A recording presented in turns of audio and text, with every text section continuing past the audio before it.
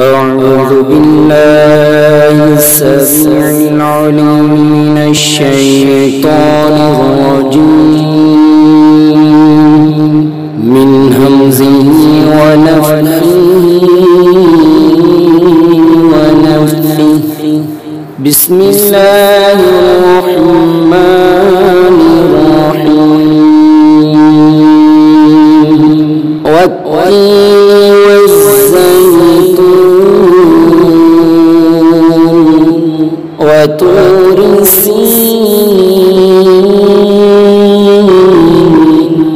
وهذا البلد الأمين. لقد خلقنا الإنسان في أحسن تقويم ثم رددناه أسفل سافلين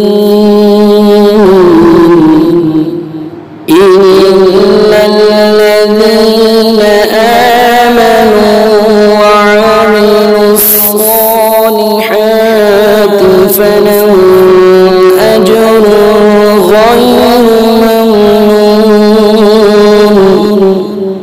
فما يكذبك بعد بالدين